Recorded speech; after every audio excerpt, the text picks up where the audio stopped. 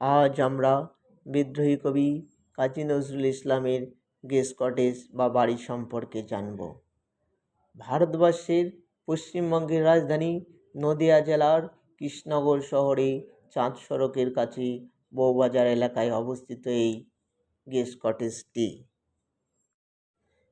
কাজী নজরুল ইসলাম তার বন্ধু হেমন্ত সরকারের আমন্ত্রণে নদিয়া জেলার কৃষ্ণনগরে আগমন করে 1926 সালে 3রা জানুয়ারি।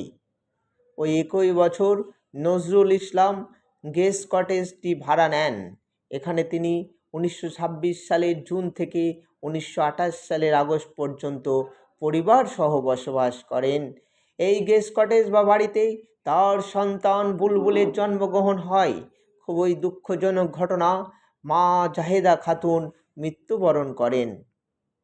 তাছাড়া কাজী নজরুল ইসলাম দারিদ্র্য, ফণিমনসা, সাম্যবাদী, পূর্বের হাওয়ার মতো বিখ্যাত কবিতা সমূহ, কাব্যগ্রন্থ রচনা করেন।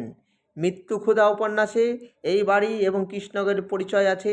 এই বাড়িতে বসেই নজরুল ইসলামের হাতে বাংলা ভাষার প্রথম গজল সৃষ্টি হয়। 2012 সালে 25শে August West Bengal heritage commission ভবনটিকে রাজ্যের ঐতিহ্যের মর্যাদা দেয়। এখানে একটি পাঠাগার আছে। বর্তমানে দায়িত্বে আছেন সুজন বাসক নামক একটি সাংস্কৃতিক সংস্থা কটেজটি দেখভাল করেন। দেশ বিদেশ থেকে আজ বহু লোক এই কটেজটি